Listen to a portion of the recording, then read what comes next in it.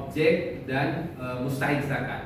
Apa itu objek? Objek itu adalah barang-barang yang dikenai zakat. Kemudian objek mustahik zakat itu adalah orang-orang yang menerima zakat.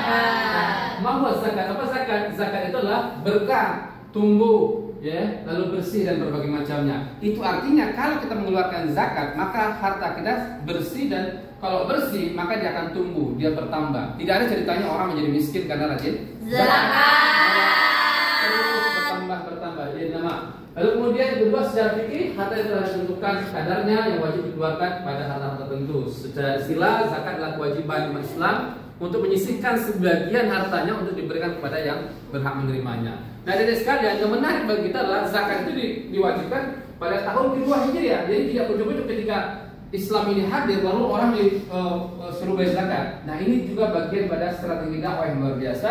Dan zakat fitrah itu di bulan Ramadan, lalu kemudian zakat mal itu di bulan Syawal. Ada 28 ayat yang mensejajarkan antara sholat dengan zakat. Itu menunjukkan betapa pentingnya zakat ini. Aqimus shalah wa atuz zakat. Objek zakat ada berapa? Ada dua, ya. Ada yang bersifat berkaitan dengan zakat an-nafs, zakat fitrah, jumlahnya 1 sak kurma. Para ulama menggunakan 2,4. Kapan dibayarnya? Ketika bulan Ramadan sampai khatib naik mimbar di hari raya Idul Fitri. Setelah itu tidak dikatakan zakat fitrah.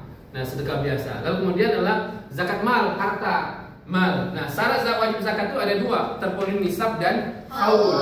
Nah, ada sekalian, kalau kita perhatikan ada 3 manfaat zakat itu. Nah, kalau kita perhatikan ada 3 manfaat zakat. Yang pertama adalah di Al-Quran surah At-Taubah dikatakan hud min amwalihim shadaqatan tutahhiruhum. Zakat itu membersihkan, lalu kemudian mensucikan dan menenteramkan. Jadi kalau kita tidak bayar zakat, ya harta kita nggak bersih, jiwa kita nggak tenang, kasakusuk dan berbagai macamnya. Lalu kemudian kalau sedekah berbeda lagi. Sedekah itu pertama menolak bala, investasi pahala terus mengalir, berlipat gandakan. Dalilnya kemudian investasi apa? Inamatal insan, kota dan berbagai macamnya. Nah, dari sekalian yang dirahmati Allah, lalu kemudian yang menarik bagi kita adalah apa objek zakat itu? Nah, ini menarik. Objek zakat di masa Rasulullah cuman ada berapa? 5. Yang pertama apa? Emas dan perak. Yang kedua hewan ternak, barang dagangan, tanaman dan buah-buahan, rikas. Boleh enggak kira-kira di masa Rasulullah ada 5, tapi sekarang kita tambahlah menjadi banyak sebagaimana undang-undang kita.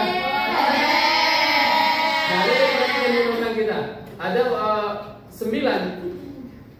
Ibnu Hazm mengatakan tidak boleh, ini bid'ah. Tapi Yusuf Qaradawi mengatakan boleh.